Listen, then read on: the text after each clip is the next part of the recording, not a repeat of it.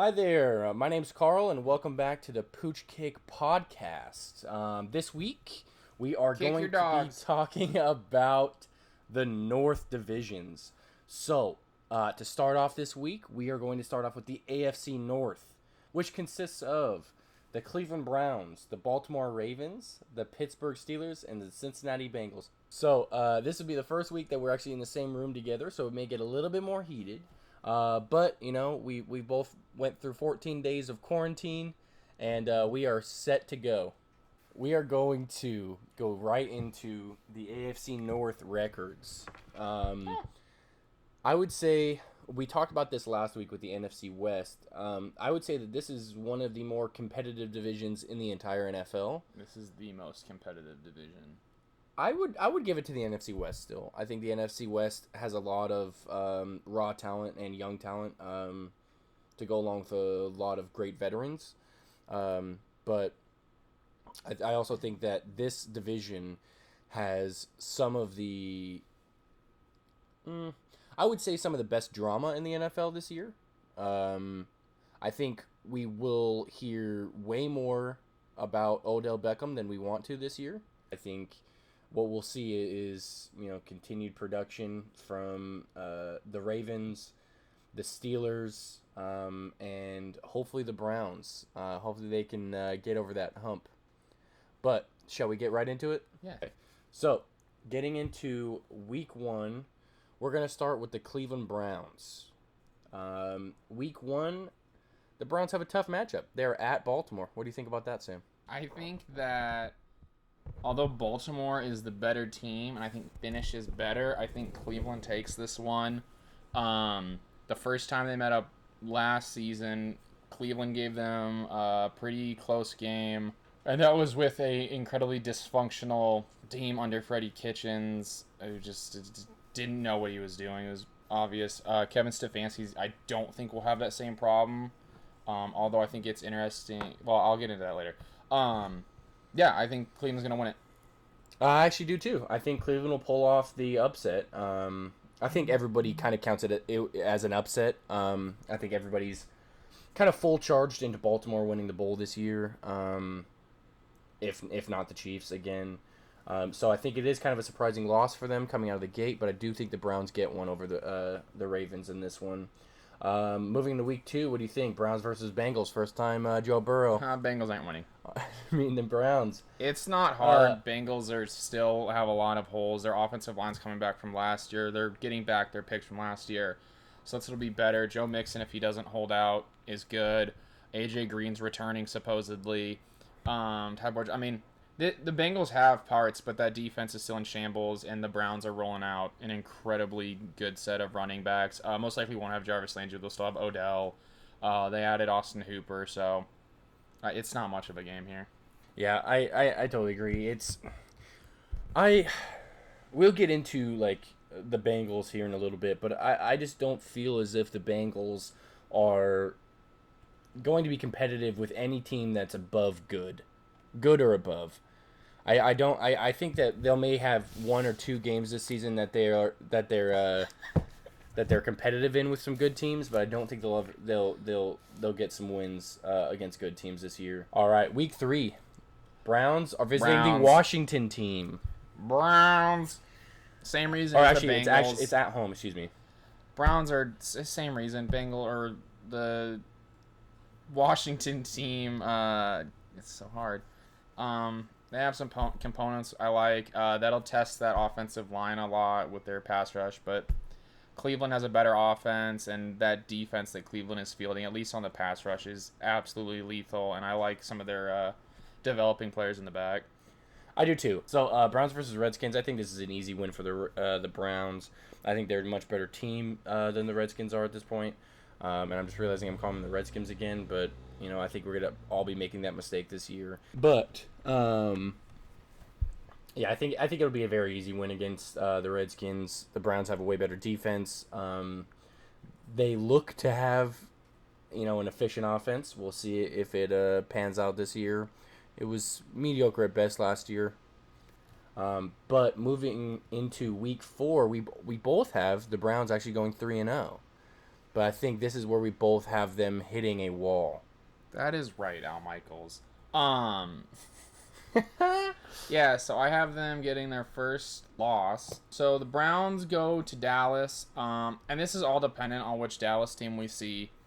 That's how I feel about Dallas this year. Although I am a Cowboys fan, so sometimes it's harder for me to nitpick the team. But I to do those think folks that are thinking about leaving because of the information they just heard, please don't. yeah, it's all right. We'll attract all the Cowboys fans. Let me come in here. I'll just become. I skip Bayless. I'm coming.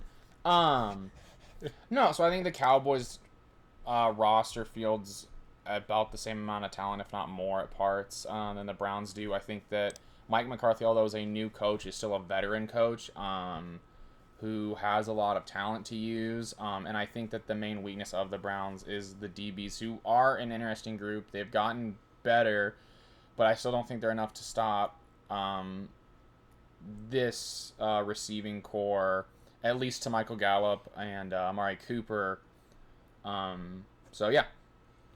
Yeah, I think the point of bringing Mike McCarthy against the Browns is a good point. He's a very experienced coach with 1 year off of vacation, so he is jived up, ready to go, ready to win some games. And listen, I am a Packers fan, so Mike McCarthy did me well for years and years. And then, we had a fallout, which I'm not going to get into completely at this moment. We'll talk about it when we get there. But I do think that the Browns don't have the weapons in order to beat the Cowboys. I think the Cowboys are very good, except for in two spots, and that's going to be their run defense and their DBs with deep balls. I think that's how you're going to beat them. I think the Cowboys are going to win this game overall. But I do think it'll be a close game that if the Browns can expose the Cowboys secondary for its weaknesses, I do think that the Browns could come out victorious in this. I just think the Cowboys have too many weapons at too many spots on the field in order for the Browns to get some traction in this game. If coming off those 3 wins really has ramped up the Browns and say that their DBs are working and they shut down Amari Cooper and CeeDee Lamb, then this game could be completely different and the Browns could be going 4-0. But I just don't see that happening against a really talented Cowboys roster. So we moved to week 5. The Browns against the Colts. I have the Colts winning this one. I think this comes down to your opinion of what the Colts will be. I'm of the belief that Frank Wright is coaching a very talented team. They drafted some good players, but I don't want to get too much into the Colts. I just think that the Colts are fielding a team. Their offensive line isn't going to let the Cleveland pass rush through much. Gives Phillip Rivers time to make some throws. And it's an ugly game. But I also think that this Indianapolis defense is a very slept-on defense with DeForest Buckner and Leonard on the pass rush. So, yeah. Yeah, I have it the same way. I am a huge fan of Jonathan Taylor coming into this season. I'm a University of Wisconsin fan, so I got to watch him for the past 3 years just light up the NCAA and get absolutely no respect for it. But I think that he'll come into this league and actually light people up. And I think one of his biggest challenges for the season will be against this Browns defense. I think the defensive line for the Cleveland Browns is the most talented in the division, but we'll get into that when we talk about positions. But I truly think that if Jonathan Taylor can break down that defense, it can be a different game for Jonathan Taylor and Phillip Rivers both. Opening up the field for Phillip Rivers against the Browns is exactly what they're going to want to do. They're going to be run to pass, and I think that they're going to be successful in this game against the Browns. Yeah. So then in week 6, Cleveland visits Pittsburgh. This is, I think, one of the hardest games they have to play. Big Ben's coming back, so although we have a lot to see there. Pittsburgh finished 8-8 last year on account of that lethality of that defense and Mike Tomlin's coaching. So I think Pittsburgh's offense takes a step up this year. I do not think Cleveland overcomes this game in Pittsburgh. I think that the offense looks a little worse this week, but I don't think it's quite as much as like a slugfest as I think the Colts game is going to be. I think this will be a nice, fun game to watch. Yeah, I think both teams usually start out pretty slow. We do have, up to this point, the Browns going 3-2, with a hot start and then 2 losses back to back. I do feel as if they'll go 3-3. I do see the Browns losing this game. It'll be a slugfest. I agree. It'll be a somewhat sloppy game. I truly feel like these teams just get very sloppy when they play each other, in the sense that they just kind of want to beat each other up in order to get the win. There's no love lost between these two teams. And I have them splitting this series this year in the division. I just feel as if the Steelers will pull this one out, being the first game of the season. It's just experience with Big Ben. Moving on to Week 7, we have the Browns going to the Bengals. I see it as being a lot of the same as from Week 2. I don't see the Bengals really putting up a lot of fight against good teams this year, and I do see the Browns as being a good team. It may be a close game, but I do think the Browns will come out just because their defense just knows how to stuff down quarterbacks. And if they can get to Joe Burrow this season, I think it'll be a very scary season for him in the AFC North.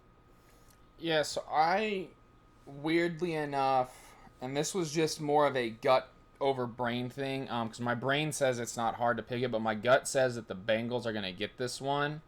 I can't quite articulate why. I think Joe Burrow's gotten a little bit more used to the NFL now. I think things are kind of starting to figure themselves out with coronavirus. So I think that the Bengals sneak one out here. And like I said, this is just a gut feeling. My brain in every way says Cleveland should win this, but my gutty gut just says Cincinnati's going to pull a sneaky one here, and everyone's going to be like, wow, Cleveland sucks.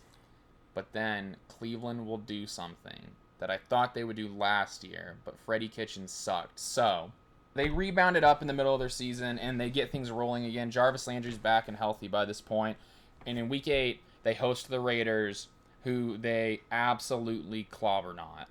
Yeah, I agree that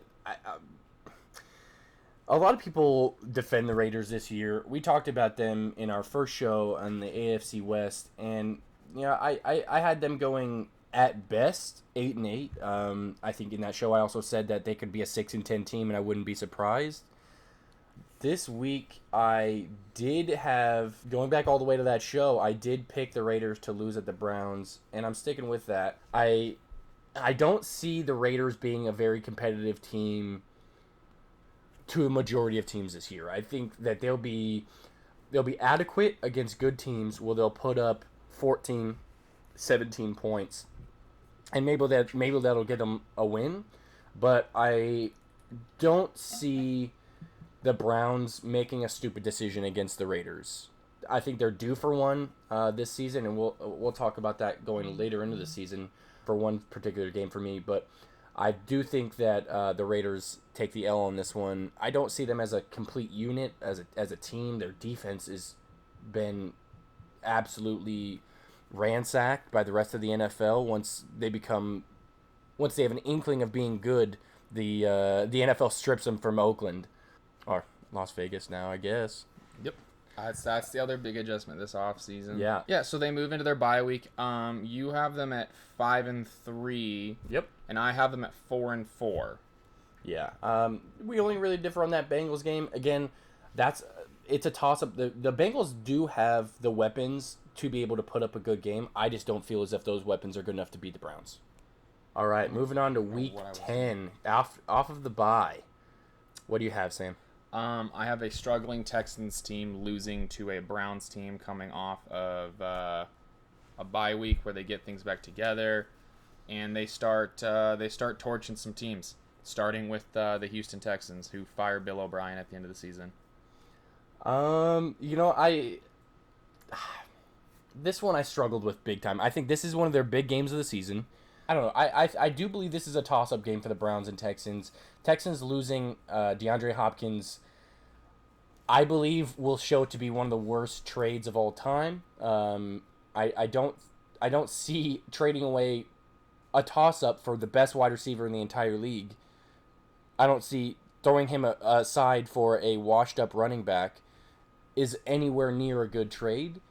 But I do see the Texans still being a competitive team because of their defense and because of Deshaun Watson. Deshaun Watson is easily one of the top 10 quarterbacks in the NFL. Some people would put him in the top 5. I say he's comfortable at the top 10. I just see him being able to maneuver his way through this game to get a cheaper win. I just don't see the Browns getting this win. It is in Cleveland, so there is that little bit of home field advantage if there are fans. But I just see the Texans winning this one just because their weapons out on the offensive end. Yeah, okay. I mean, I think the Texans team is going to be bad. So I think their weapons are concussive and injury prone. Fair enough. Without support Deshaun Watson. I think that's a good point. I do think that injuries really hinder the Texans the last half of the season. They have for the past 2 years. But, that may be a factor in going to this game. And like I said, it is a toss-up game for me. I just gave the edge to the Texans. Moving on to Week 11 is another big game for me on my schedule, which is the Browns versus the Eagles in Cleveland. The Eagles get a lot of talk by all the major sports networks about their potential and how good they are with Carson Wentz. I think this is a big game for both the Browns and the Eagles in the fact that they're both in prove-it seasons to me. The Browns this year need to show that those acquisitions of OBJ, Jarvis Landry, and picking up Nick Chubb as a developmental running back, and he's doing phenomenal. I think this is the year that they need to prove that they can have a winning season with this winning team. I truly do think that this is a winning team, and if they don't have a winning season or if they don't make the playoffs, I truly think it'll be a waste. And that's why I feel like they'll pull this one off against the Eagles. I think it's a guts game, and the Browns can edge this one out. What do you think, Sam? I have the Browns winning this one. I agree that it's probably a guts game. I think these are two fairly talented teams, although I don't share your sentiment on the Eagles. I think that this is going to be a tough matchup for both teams, although I think at the end of the day, Cleveland gets the win here. I think their roster is just a little overall, probably a little bit better. And I have some concerns about injuries and or talent level for Eagles players, where I don't have that to the same degree for the Browns. So then coming into Week 12, hardest matchup of the season for the Browns. Visiting Jacksonville. Look, I think Jacksonville's a real chance of going 0-16 this season, so I think the Browns mop this one up. It's not a fun game for Jacksonville. If you have your Browns for daily fantasy, this is the week to play them. I agree and disagree with the sentiment because, like I said, the Browns always seem to fluff a game away that they should win easily.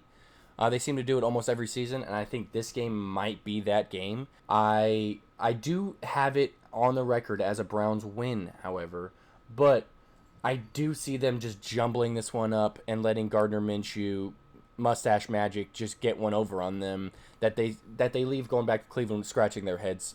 It could happen. I think the Jaguars have very few and far between games that they could win, and this is a game that they could win following all the right circumstances. So I think with a much more talented roster, I have to give it to the Browns, but you never know how they'll show up that week.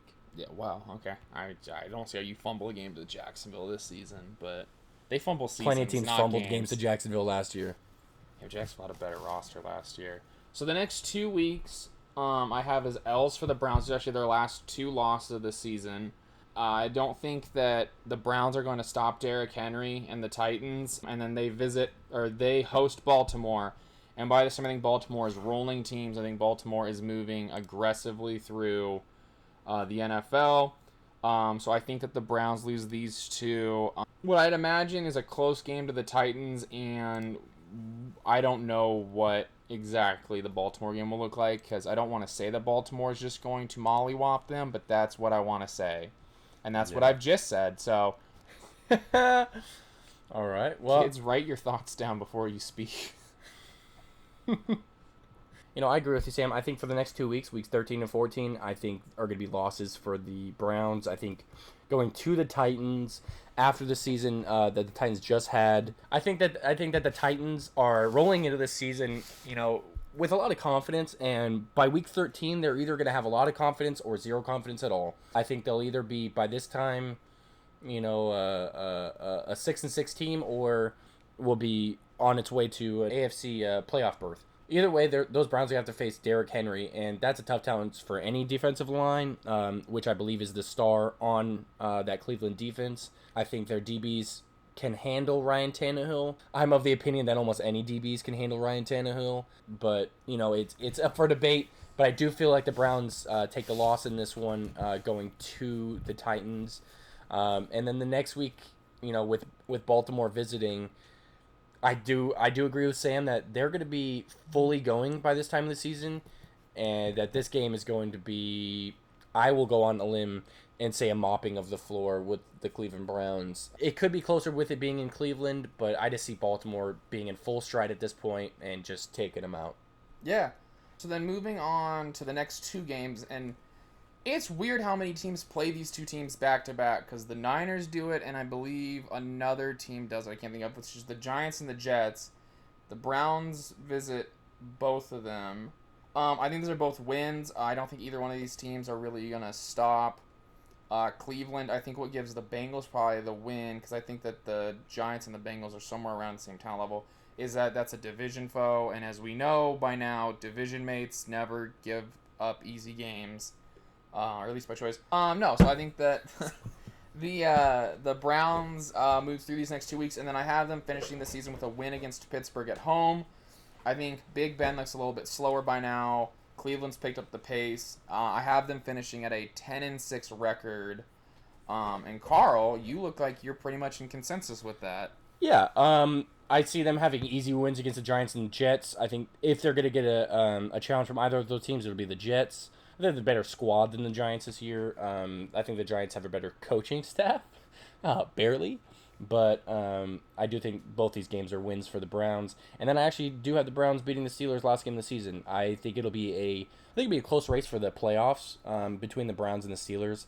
I have them both going 10-6. So I really feel like this game is really important for either seeding or bumping one of these teams in or out.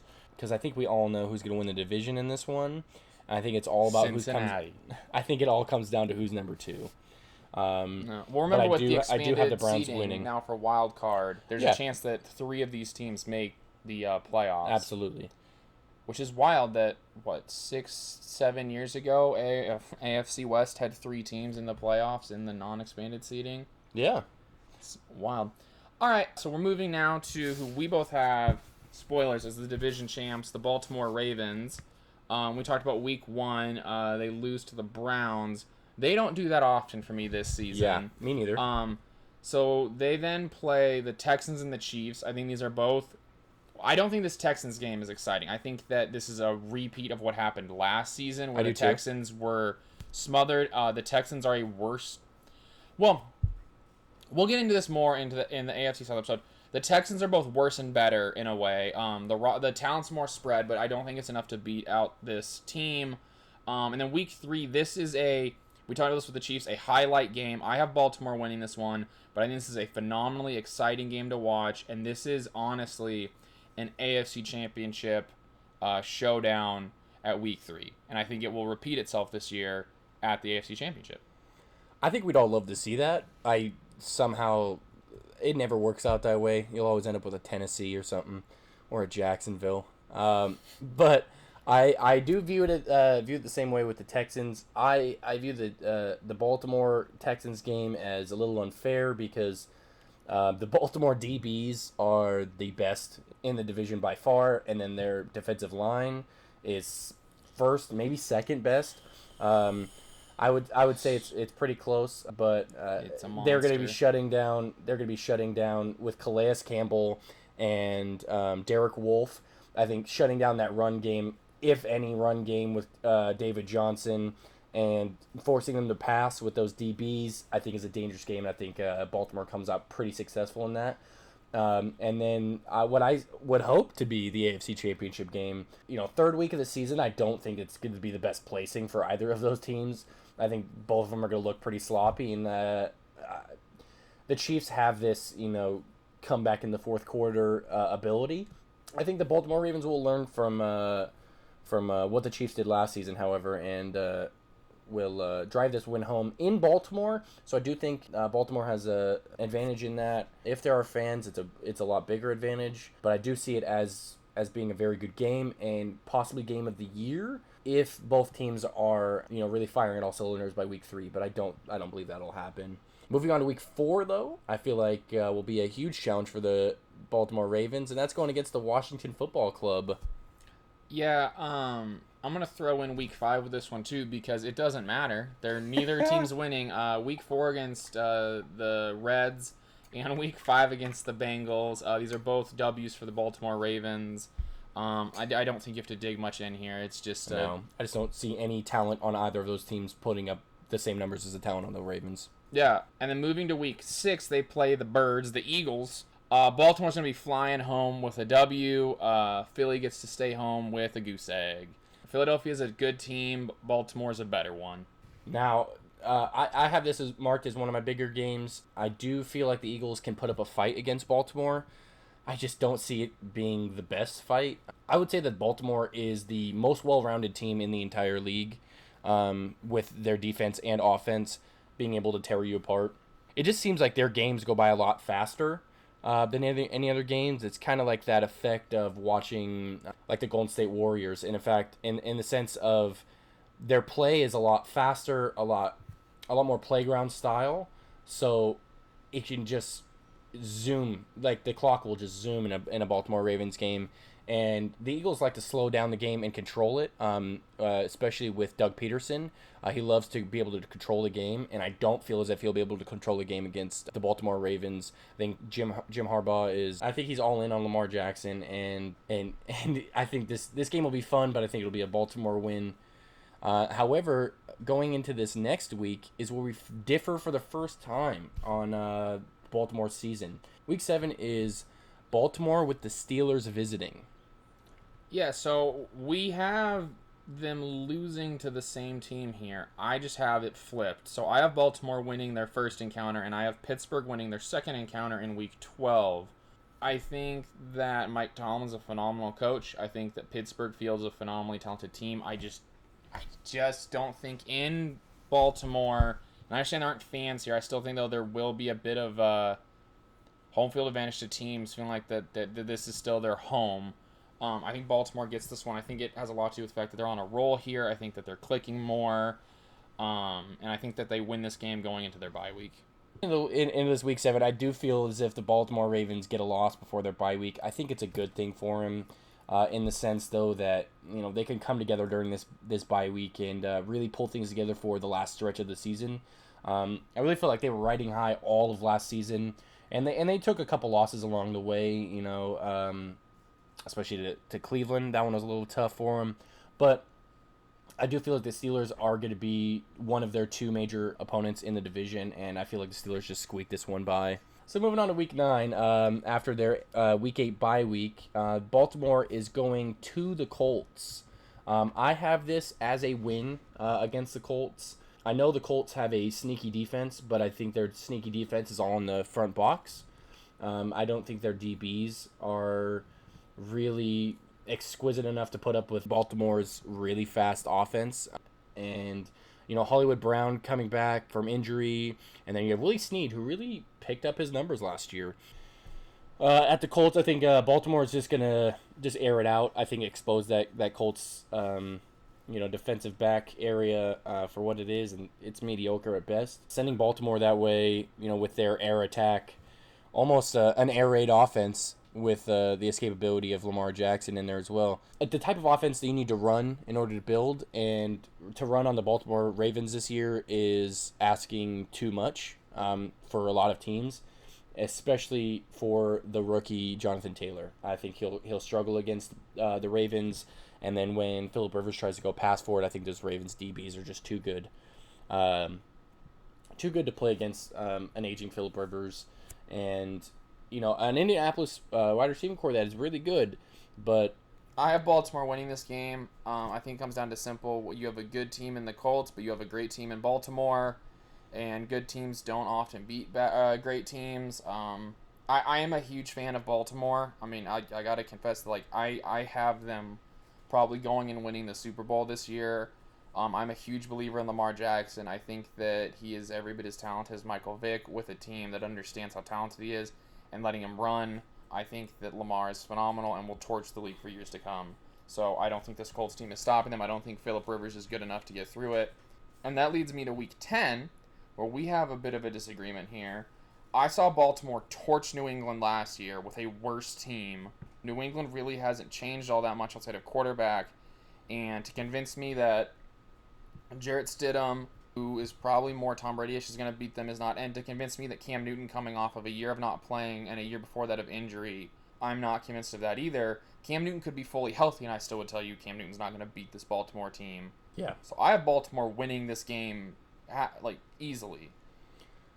I think that's where we differ again. Is I view this as one of their bigger games of the season. That I just don't think Bill Belichick will let Lamar escape New England without at least taking a few shots, to the mouth. Let that being, actually getting hit or crafting his defense to really surround Lamar and take away his weapons. I feel like if one team can do it to a degree of success that can make Lamar look silly, I think it will be Bill Belichick. Again, I view every single Baltimore game this year the same as they could probably win. And this is one where I think they could probably win, but with the experience that Bill Belichick has running that Patriots defense, and that Patriots defense coming back year after year and being competitive with some of the best defenses in the entire league. Didn't look competitive against Baltimore last year. They did not. I do think that Bill Belichick changes that this time around. I do think it's a very, very close game, and it comes down to the wire. But I think Bill Belichick sneaks this one out with some nice trickery as a head coach. All right. We move to Week 11, the rematch of the playoffs, Baltimore against Tennessee. I think Baltimore wins this one. I don't think Tannehill is quite as able to do what he wants. And I think that what people don't realize, they put this loss on Lamar. Baltimore had a glaring problem all last season for the whole team, which was run defense. So what do they do this offseason is sign arguably the greatest run stuffer in the NFL in Calais Campbell. I guess they traded a 5th-round pick to him, and they signed Derek Wolfe, who's a phenomenal player on the defensive line. They draft Patrick Queen, who, if he's as talented as we all think he is, will be phenomenal across the board.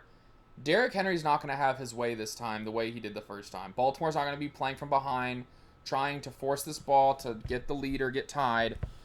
Tennessee is going to be a lot different than last year. We're aware of Ryan Tannehill more. That play action will not be as lethal. So I don't think Tennessee has their way this time. And I think that to a lot of people, this is the game where they say, okay, maybe Baltimore, maybe Lamar Jackson is the real deal. The same way that I think people kind of last year felt, okay, maybe Patrick Mahomes might be the best quarterback we've ever seen. Yeah. I'm not saying Lamar is the best we've ever seen. I'm not going to say that. But I think this is a game where people say, holy cow. I'm also going to point out that Tennessee lost Jeremy Conklin, and they lost Cameron Wake on the defense. I know Wake was older, but that's a big loss on the offensive line, and Wake offered a lot of stability to that defensive pass rush. So if they don't sign Clowney or get somebody else in there, that's a loss that they're not going to get to Lamar the same way they did. And this pass rush is going to get behind that offensive line in Tennessee a lot quicker. So I think a lot of people expect this to kind of play out the same way. I do not. I think Baltimore is going to play lights out against this team to show everybody what happened in the playoffs isn't happening again. Yeah, I think these two teams after that game took two different approaches. I think Baltimore looked at it as, okay, we have one glaring huge issue, and that is we cannot stop a run. So they went out and fixed it. I think the best way they possibly could have this season. Short of getting Aaron Donald. Yeah, short of getting Aaron Donald, I think they did the best that they could do this season. And then the Titans go and lock down what they had last season to try and just continue to do it. And it does not work that way. You have to consistently get better, and I think the Titans are kind of batting down the hatches and saying, okay, this is going to be our team for the next 3 years. Hopefully we can get back to where we were, and I just don't see it happening. And I especially don't see Baltimore losing this game again. I think Lamar actually torches them in Baltimore, and I think it'll be a hard game to rewatch in film for the Titans. Yeah, so, I mean, we covered Week 12 a little bit before. The same reasons that you talked about Pittsburgh winning Week 7, I have them winning Week 12. I just think it has to do with where's the game at. This one's in Pittsburgh, so I think Pittsburgh gets this one.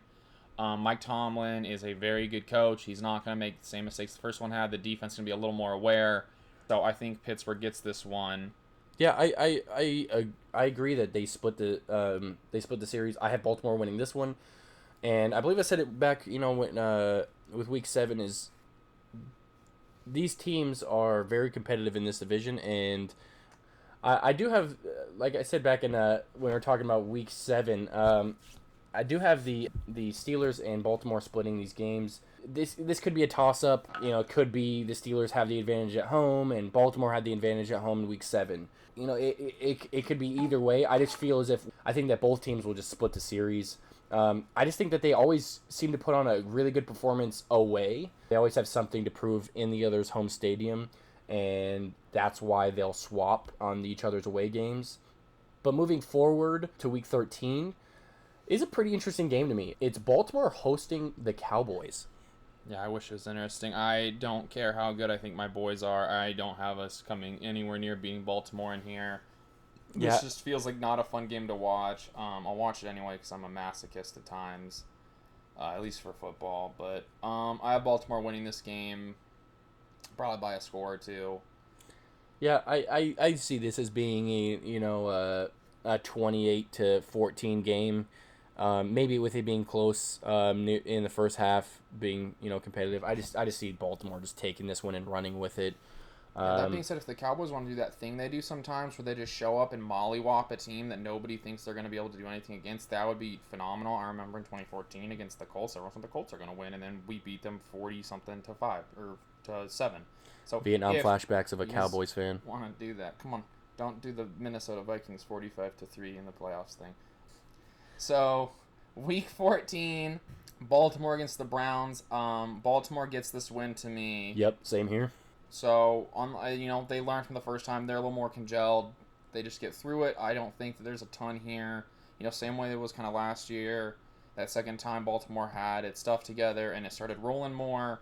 And then the massacre starts. If we look at Week 15 through 17 for the Baltimore Ravens, it seems a little bit skewed to have them ease their way into the playoffs.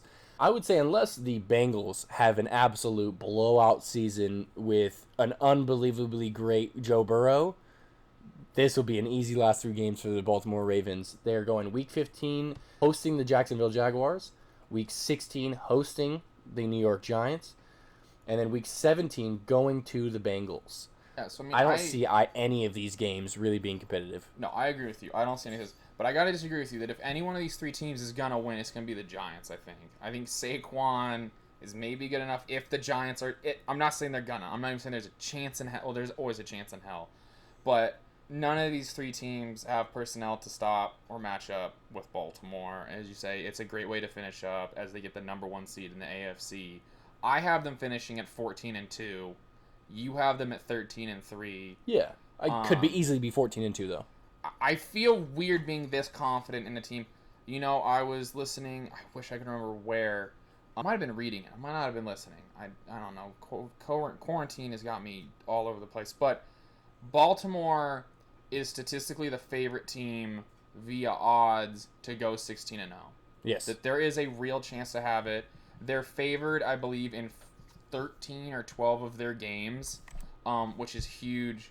So this team, although I don't think it will, has that chance. I think if you wanted to, I think that the lowest they could go is 12-4. The highest they could go is 16-0. Yeah. I think 13-3 or 14-2 is more realistic. My gut kind of says 13-3, although I don't know where in here to give them a third loss. Maybe they don't beat the Titans. Maybe the Cowboys do something. Maybe the Browns sweep it to create some sort of Cinderella miracle. But I have them 14-2, and that segues us into the other 10-6 team here, at least on my screen, the Pittsburgh Steelers. Week 1. What do you have, All right, Sam? I'm actually going to scattershot you the first 3 weeks. All right. Week 1 at the Giants, week 2 at home against Denver, and week 3 against Houston. We covered Denver in our AFC West episode, so we know Denver's not winning that game. Yes. The Giants aren't winning this game, and Houston's not winning this game. Yeah. Now, whatever you believe, Big Ben will be better than Mason Rudolph. Yes, absolutely. And they went 8-8 with Mason Rudolph. The offense will be more controlled. This defense is going to slaughter people. Usually, I think defenses have regression. I think this defense is going to come hot out the fire. They're not going to have to play on the field as much. They're going to be slaughtering. None of these 3 teams, I really think, have the potential to match up to it. No matter what you believe about Drew Lock, he's not that good that he's going to shred up this elite defense, what I believe could be the number 1 defense in the NFL. Is the Pittsburgh Steelers? Potentially. This defense is at all 3 levels lethal. Like, at all 3 levels, it can kill you. The signing of Minkah Fitzpatrick was the nail in the coffin for a lot of teams. Yes, I totally So I agree. have them bursting out to a 3-0 start. I do as well. I think that the Houston game isn't going to be as much of a blowout as you say it will be. Deshaun's eating turf. I do think Deshaun is eating a lot of turf in this. Which This I is hate to in see. Pittsburgh. Maybe Deshaun just, tears his ACL again and just, gets to, stand on the sideline and watch Bill O'Brien just get massacred by this team as they tear him apart. We're going to go ahead and knock wood for I don't want that Deshaun one. to get hurt. I love Deshaun Watson. I love Deshaun Watson a lot. I'm He just makes the saying, game fun. that might be the best. That, just so they can go 0-16, maybe? Just so that, in then, 5 years, when they're your brain is that of a 90-year-old because of this one season when you got hit a billion fucking times.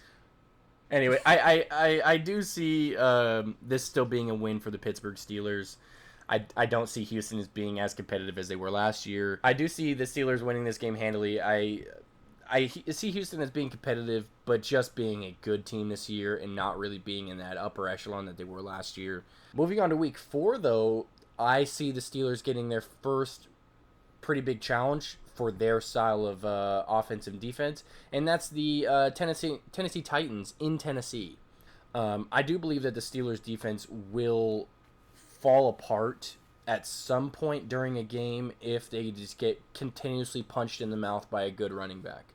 And I feel like if any team's going to do that this year to them, it'll be the Titans, or a little later on with another game we'll talk about here in a few weeks against Zeke Elliott. But this week, I do think they just get punched in the mouth, and they just kind of get put on their butt a little bit. And, Ryan Tannehill is vastly overrated, but I do think he has enough to win a game against the Pittsburgh Steelers.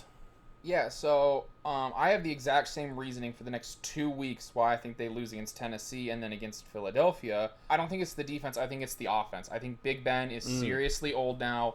He's coming off an injury. I know he's coming back healthy. Did you say he was better? They were better with him than they were with Rudolph, though? You bet your sweet on Patootin he is. That doesn't mean that he's great. He's old now.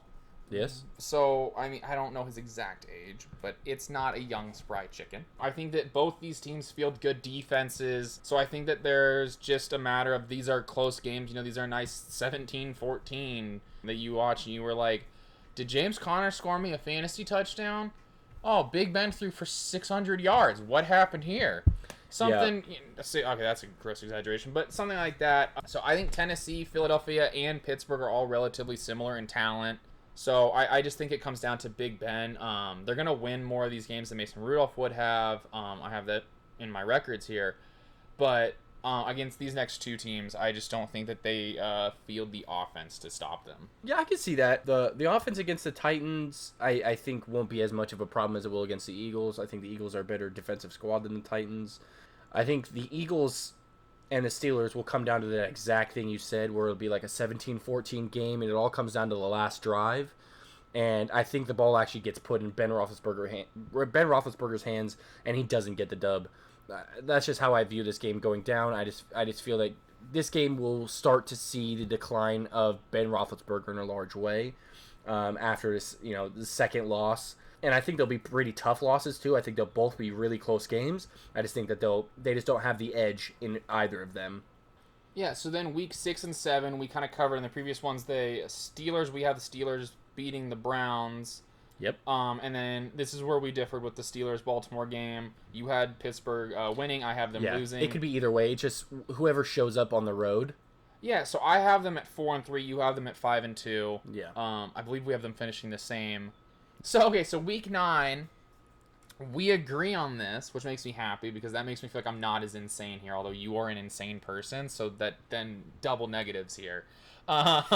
So week 9, the Steelers are in Dallas. This is a good game, although I think Dallas gets through this one. I think it comes down a lot to the offense. I think that Dallas is able to run the clock more and eke it out. I love James Conner as a story, but James Conner routinely isn't able to finish games. I don't think as much I love McFarland on the Steelers.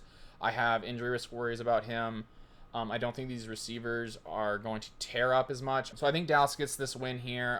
It's a nice, good, edge of your seat game, 28-24, 28-21, something like that. Yeah. So, I mean, you seem to, I don't know about the argument there, but you seem to agree that Pittsburgh's not winning this one. So going in, analyzing this week, I saw one big advantage for the Cowboys over the Steelers, and that was a man of the name of Ezekiel Elliott. Like I said, I think if the Steelers have one major weakness on their defense, it'll be their defensive line, if anything. I do agree with Sam that they'll be one of the more elite defenses this year, but I do think that'll be because of their linebacker and DB play. But I do see the defensive line putting up, a good stance against Ezekiel Elliott, but he's top 3 in the league. He can power through you consistently, and injuries aren't the biggest problem for Zeke. He can really take those hits that Pittsburgh's defense will lay on him and keep it going. And then I think running the play action off Zeke will inevitably win the game for them. I do think this one will be close, but I just see Dak with Amari Cooper and CeeDee Lamb and Michael Gallup, Blake and Jarwin. No. And hey Ezekiel man, some Elliott. people really believe in Blake Jarwin. I don't. Cowboys fans believe in Blake Jarwin. No, I don't care. And no, a lot of that's there's as a Packers fan, I'm like, listen, Jake Kumro is going to be in the you go in the listen Pro Bowl to this Mike year. Wright of the Fantasy Footballers, and you listen to some of this fantasy community stuff talk about Blake Jarwin. Dude, they think he's like new hotness. I don't get it. I really don't. I'm trying to. Blake Jarwin's nothing.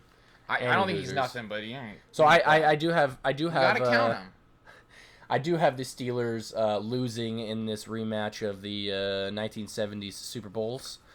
But, I don't think it'll be a huge setback for the Steelers, as I have them winning the next 2 weeks, which, if you look at them, maybe not as impressive, but I do think it'll build their confidence back up. Going into week 10, the Steelers, host the Cincinnati Bengals, which I would be happily surprised to see Joe Burrow pull off a dub against the Pittsburgh Steelers. I think that would be very exciting. I don't see. I don't really see there being a way for the Bengals to really win this game unless they get really good play out of Joe Mixon, and they can really work the play action in this game.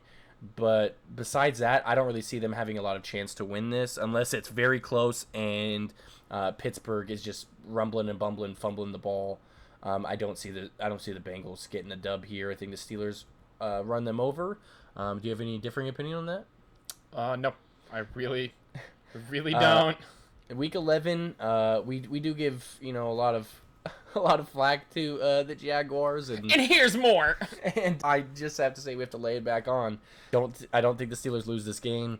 Start your Pittsburgh Steelers this week, kids. It's in Jacksonville, so that always kind of throws some teams off. A random one will go down to Jacksonville and just put up 13 points against a defense that is not the best anymore. But I don't see that happening here in week 11. I see the Steelers just running over the Jaguars. Yeah, I actually have Pittsburgh from their win against the Bengals on a 5-win streak. So I think that they rollin' and dolin', and these Bengals and these Jacksonville Jaguars ain't stopping nothing. Yeah. I think you have that because we've already talked about the Ravens, and the Ravens are up next for the Steelers in week 12. Yeah, so this is the one where you have Pittsburgh losing. Yeah, Like we said, I just have them flipped. I think these are two really good teams. It's a good rivalry. yeah, and So I don't want to overkill that statement. I will say I think this is one that I'm a little bit more confident in the Ravens winning because it is the last game on Thanksgiving, and I think Lamar Jackson will realize his opportunity in this prime time to really show the world what he's got. And a lot of people will show out on these Thanksgiving games. I know Russell Wilson had a great game a few years ago on Thanksgiving. But I really feel like it'll be a showcase for him on a more national stage. Maybe not everybody was watching the AFC playoffs last year. I don't know any football fan who wasn't, to be honest. I do think this one is a Baltimore win, however, and it stops the Steelers in their tracks. I do see them, possibly winning this game. Like I said, it's a toss-up for either team, but it'll be split one way or the other, and this is one of those games. But moving on to Week 13, I do think the Steelers get a little bit of a reprieve from the tougher teams. They go on to play the Washington Football Club in Pittsburgh. Yeah, so I think that the Steelers run over DCFC. So I don't think it's a big problem for us to say that. I think the Redskins face a very tough schedule this year. I think they've one of the toughest schedules in the league, with a team that is in their rebuilding stages, with a quarterback that really can't get the ball down the field. And I think that'll be very, very tough to do against the Steelers' DBs and linebacking core. And I think Dwayne Haskins is going to be on his butt quite a bit this game. Yeah. So then we have a disagreement here, Week 14. Yes. Pittsburgh at Buffalo. I think Pittsburgh will win this game. I think it comes down to the fact that Josh Allen, although I think he will continue to improve, does not throw the smartest ball. I think they're going to try and bait him into trying to run so that they can swarm him. I don't think although I love Buffalo, I don't think the personnel that they're fielding here are more talented than what Pittsburgh is running. I think Big Ben knows what to do at times, although this is a game that I could see Pittsburgh losing. This is a tough team. This is just one of those games I think that Pittsburgh and Mike Tomlin in particular have a game plan. I think they're rolling a little bit. Yeah, I think Pittsburgh gets a win here. Yeah. I think it's an ugly game. I'll say that for sure. I will agree with the fact that it'll be an ugly game. I just think that in Buffalo, Week 14, in the snow most likely, these teams will be evenly matched with the amount of talent that they have on both sides of the ball. I just see Buffalo's defense being able to stuff an older Big Ben.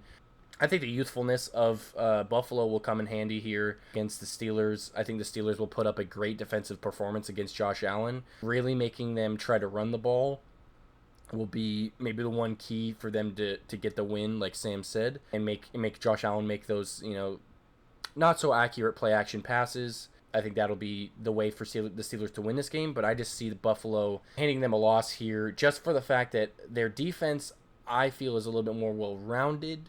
I think on all three levels they have talent that can stuff anybody except for possibly their DBs. I do see Big Ben trying to put the ball through the air quite a bit this game to Juju and James Washington, but I just don't see it as a victory for him. Yeah, I mean, it's a tough game. I could see it going either way.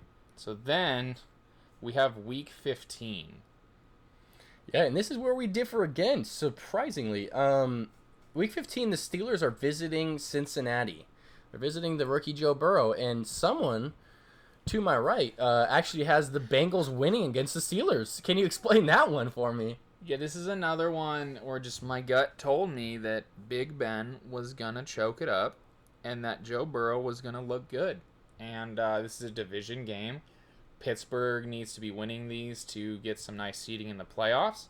I think that Cincinnati just pulls a sneaky one here. I can't quite articulate, again, like I said with the Bengals and the Browns. My brain says, everything says this shouldn't go this way, but my gut just says the Bengals are going to get this one. Sneaky little Bengals. I think it has less to do. I think that Pittsburgh and Cleveland are very similar in talents on different ends of the ball. I just think that Cincinnati gets a sneaky one here, and this is a division mate, so that's what division mates do best, is they get a sneaky one on you. Yep, because they know what you're running, but I will disagree again. I don't think the Bengals are going to be a very talented team this year. I don't think they'll be able to play against good teams and really compete, and I think Pittsburgh's a really good team. Well, like all the way around, I do feel as if they're getting older with not as many weapons, but I do think they have enough weapons to beat the Bengals. Now, like we've been kind of like harboring on the Bengals here, but they have a pretty good squad, and they could put up some points. Without barring injuries, they could put up quite a few points. Always barring injuries. But I just don't see that defense being competitive against almost any team. No, I mean, I don't disagree with you. This just feels kind of like a maybe the Steelers looking at the Colts this next on Week 16. I don't know. My just gut too far ahead for the playoffs, and then maybe my gut just told me, hey man, Cincinnati's gonna get a win here, and I trust my gut more than my brain. My gut's never led me down anxiety. My brain, he likes to have those anxiety attacks. Which good segue here to Week 16. Steelers getting a W here against the Colts. Yeah. I think Phillip Rivers throws like 3 interceptions, and this is not a fun game. I actually see it happening a lot the same. I think Phillip Rivers really struggles in this game. It is in Pittsburgh. Phillip Rivers on a new team in the dead of winter, and I'm sure they're going to be vying for a playoff spot. I'm positive. With that division really opening up now, I do see it being a really close game, and I think Phillip Rivers will try to mount a comeback at some point. I think the Steelers will be ahead most of the game, and the Colts will try to rebound it in the second half possibly, and really try to make a comeback. But I just don't see the Steelers letting go of the Colts. If one thing can really hurt them, it's actually Jonathan Taylor. If Jonathan Taylor really gets going, establishing a ground game, what I assume will be a very, very cold stadium, very, very cold game. If you can establish a run game and have it be successful against that Pittsburgh Steelers defensive line, which, again, is their weakest link. I think if they could get Jonathan Taylor going, this will be a completely different game, but I just don't see it happening. I think the Steelers' defense is too good, and that they will shut him down, at least on the second level, and really, Phillip Rivers has limited options on where he's going with the ball this year. But then again, he's always been pretty good at that. You're throwing interceptions, yeah. Well, limited options, I would say. Maybe not interceptions. Yeah, so then we kind of covered we covered Week 16 with the Browns. Week 17, you mean? Yeah, God, I am all over the place. We covered Week 17 with the Browns. In their selection, we have the Browns winning that one. Yep. So the Browns and the Steelers both finished 10-6 for me. Same as well. Yeah, so that's an interesting race to see. Well, I guess they're both wild cards because Baltimore is out here playing the flute at the number 1 seed in the AFC for me. Yeah. Pied Piper. So we move now to everybody's favorite, LT Grays, Cincinnati Bengals. I know that I've talked about them a couple times with my gut feelings. I do not have them as a great team. You'll see them high in draft picks next year. So, which will be interesting to see what the draft looks like after this COVID season for a lot of college players who most likely won't be playing. So that'll be interesting. That's a conversation for a little date. But I have the Bengals. We talked about this against the Chargers, taking an L to open the season. And then Week 2 against the Browns, we covered that in the Browns segment, taking L. So we both have them at 0-2. Yeah. But here's the cool part. They also go 0-3. That's the cool part. They also go to the Eagles and get absolutely demolished by Carson Wentz and Doug Peterson. I think that the Eagles have, a team that is exciting, and this early in the season, maybe with a shortened off season, it is a little bit more susceptible to this Bengals team. So it could happen the other way. I'm not completely against Cincinnati getting a win here. I just feel that it'll be extremely unlikely. You could have a full off season. I'm not giving Cincinnati a win against Philadelphia. I just see it as Philadelphia may not be as strong as other people say they are, like top of the NFC strong. They were good enough to beat a 13-3 team last year. But No, but I mean, it's not hard to read into here. Yeah, it's really not. It's not a part of why I have them with the Browns and the Steelers is that they're division mates. I think a lot of people are going to overlook them, and I think that Joe Burrow has talent, so I think he gets some sneaky wins here. But week 4, this is not a sneaky win to me. This is Jacksonville Bengals.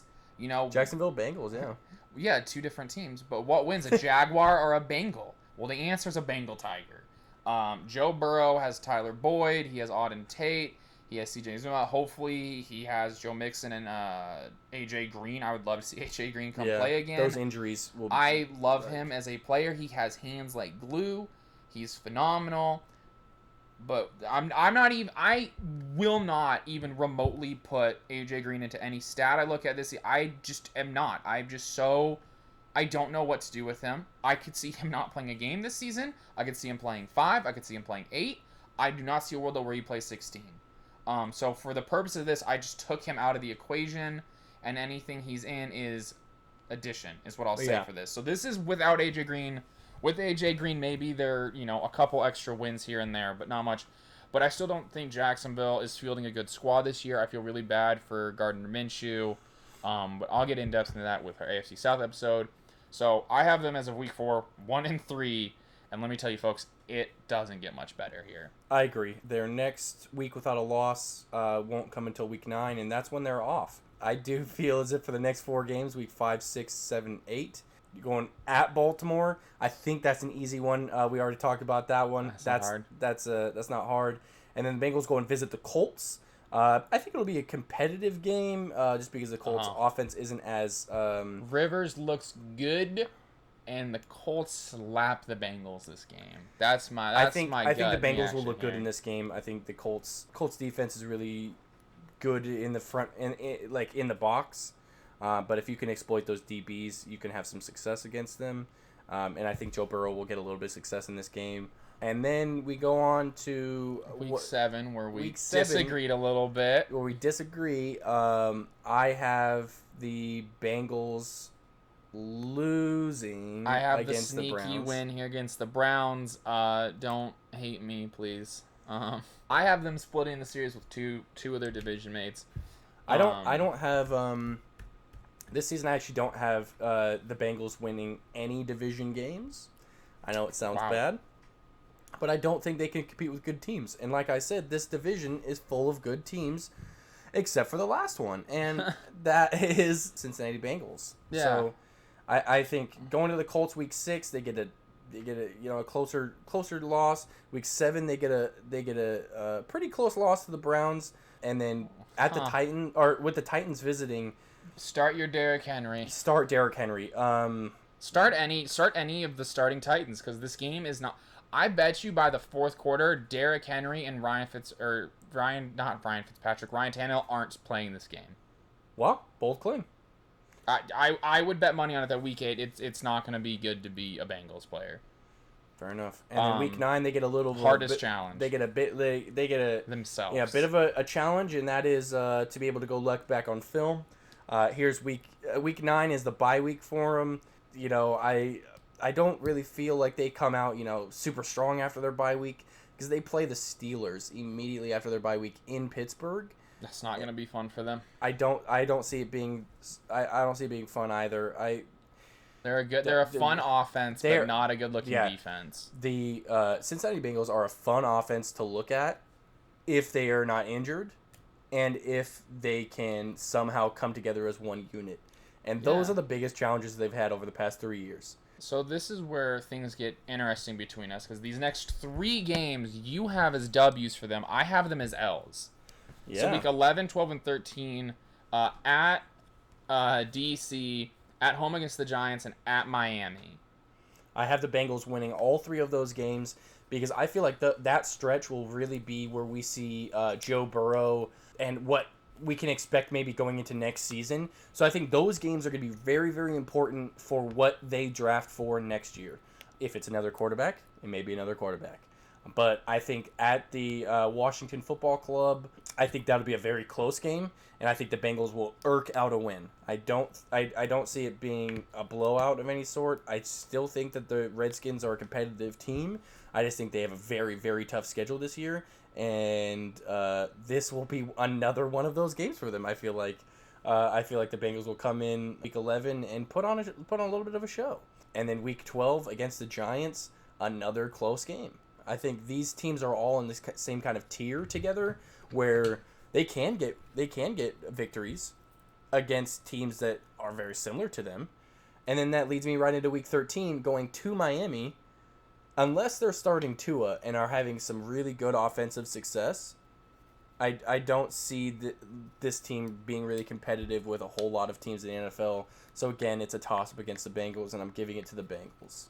Yeah, so let me run through these real quick. The Redskins' offense is interesting, but that defense is really good, and I think it's going to be smothering Joe Burrow. Week 12 against the Giants are fielding a better offensive unit. These two teams probably have about the same defense, but if you're telling me Saquon to Joe Mixon, if you're telling me Golden Tate, Sterling Shepard, and I can't think of the rookie they had, against Tyler Boyd and Auden Tate and maybe A.J. Green, Daniel Jones, Joe Burrow. I really think Daniel Jones makes a big step this year, so I think the Giants win this out pretty easily.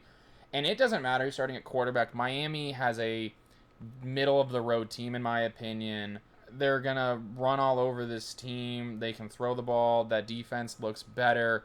Brian Flores is a defensive-minded coach, so I think that they'll be looking to get at Joe Burrow. So I just don't think these are 3 wins here.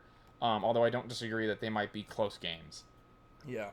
I really feel like these are the only opportunities for the Bengals to really get any momentum going and any wins. See, it's interesting because I have them winning kind of these sneaky games throughout the season. I think it's 2 different approaches when looking at a team like this. Yeah, I didn't know quite how to feel about the Bengals. I'll be honest. I mean, we have them at the same record, and maybe they win against the DC team. I don't know what all of this negative press is going to do for that team. But one thing we agree on is week 14 against Dallas, they're not getting a win. Yeah. I think this team, the Bengals, are the team. I'm going off the purview of they are who we think they are. And I don't disagree. I think they are who they are too. And I don't see them getting a win, even with the Cowboys coming to visit in Cincy. I just think the Cowboys are just a much more talented offensive team. Their defense isn't bad. I don't think their defense is, upper echelon, but I do think it's okay to good. And I think they'll handily get after Joe Burrow and shut down any offensive weapons that they have, as well as putting up a lot of yards and a lot of points against the Bengals. Yeah, no, I just think this is one of those times where I just look at it and I say, what's the better team? We don't got to overthink it. Yep. So then week 15 and 16, we are opposites. I know week 15 we talked about this. I have the Bengals beating the Steelers in this weird, I don't know why. My tummy tum-tum just told me this is going to be a Bengals win, so I listened to my tummy tum-tum. Maybe me and Adam Rank are going to join each other in how to predict NFL seasons. But I love you, Adam Rank. Don't hate me. No, but then week 16, we disagree. I think this comes from our view of what Houston is. So yeah, the Bengals are at Houston. I think Houston is a mess. I think their season is in ruin by now. I think they're missing half their starters. I think that the Bengals are on an exciting kind of roll. They're kind of figuring out more of a team. Joe Burrow's figuring things out more. Him and Tyler Boyd have a connection by now. I think that's pretty nice. And I think that the Bengals are moving up while Houston is moving down. And that the Bengals get a win here. And everyone goes, what's happening in Houston? And by now, if Bill O'Brien's not fired, Bill O'Brien gets fired. I will again say my point earlier that I think this team is who we think they are. And as much as I think Houston won't be as good this year as they were last year or the year previous, I still do not believe they're bad enough to lose to the Bengals. As well as the Steelers. The Steelers losing to the Bengals, I could see possibly with being one of those tricky games. Yeah, we covered that with Pittsburgh about that. I don't have Houston, a rhyme or reason other than my gut just tells me. I feel that I was that way with the NFC West last week. So I understand that, but at Houston, I don't see them pulling off a win. I think if their offense is lights out, sure. But I don't see any other way. Going on to week 17, however, we already discussed that we do feel the Bengals will lose. Win this game. They go to the play. Oh wait, no, never mind. Baltimore wins this game. Baltimore really wins this game easily. handily. Yeah, I don't see it being too tough. But just a little recap to go over. Well, we have to tell them what Cincinnati finishes as because we have them finishing the same record, just different ways. Yeah, 8-8, right? 14-2. No, it's 4-12. It's 4-12. I think if they're gonna get any wins this season, it'll be just like the Jaguars. I remember 3 weeks ago you telling me Jacksonville could win this game, and now I see this, and Jacksonville ain't winning nothing. I'm so sorry, Minshew. So we'll run it down top to bottom. Cleveland we both have at 10-6. Yep. Baltimore we disagree on by 1. I have them at 12-4. You're at 13-3. God knows they could go either one of those. I think we agree on that kind of, that between 12-4 and 16-0. Just wherever you want to feel wherever it you out. want to put it out, yeah. Pittsburgh at 10-6, and Cincinnati at 4-12. I'm actually really surprised that we finally met one that we agreed so staunchly on. Kind of, we don't agree maybe where, but the end of the road is what matters here. Yeah. I think playoff seeding matters, and I mean a brief overview of why these teams are successful and where they'll be at the end of the season. I think this division is one of the prime candidates to have 3 teams in the playoffs. However, that does have quite a few factors, and one of those factors is that the Cleveland Browns don't stink up the AFC North this year. If the Cleveland Browns can get their stuff together under Stefanski, it'll be hard, with a new coach, first year. But, look at Green Bay. They did it. Even though people say, it was a terrible 13-3 season, they still made 13-3. They could have been 10-6 and still made the playoffs. But I think that's what the Cleveland Browns will be looking for this year, is that Stefanski will at least lead them to about a 10-win season. That'll be the best they've done since 2008. I do think, though, we get down to the end of the year here. I think Baltimore's taking the division this year, but it's all about who's getting that wild card spot and possibly the 7th spot. Yeah, so I think that both these teams probably make it in here. If they don't fluff it up with a few of those games. Indianapolis, Chargers, and I guess there's 3 wild card teams now, aren't there? Yeah. So I think it comes down to kind of Cleveland, Pittsburgh, Indianapolis, maybe Tennessee, or the Chargers. Really, those are the only teams I see vying for wild card. And it just depends for the AFC South who wins the division. I think I have Tennessee doing that. I'd have to double check. So probably Indianapolis. So if I had to gamble, I think it'd be probably Indianapolis getting left out of this wild card hunt. I feel like Philip Rivers just isn't enough just to push him over the edge. And I think if the Browns get their stuff together this season, they could be that 7th spot. But I guess also it just depends, what does Denver become? But I think that we agree for the most part that this division has 3 playoff caliber teams. And Absolutely. I think that Pittsburgh and Cleveland will both make the playoffs as wild cards. Yeah, I do as well. Well, we hope you can join us next time here on the Pooch Cake Podcast. We'll be talking about the AFC North's positions and their rankings. Anything you want to say to the fans, Sam? Yeah, tune in next time to find out how to circumcise your Shih Tzu. Boom.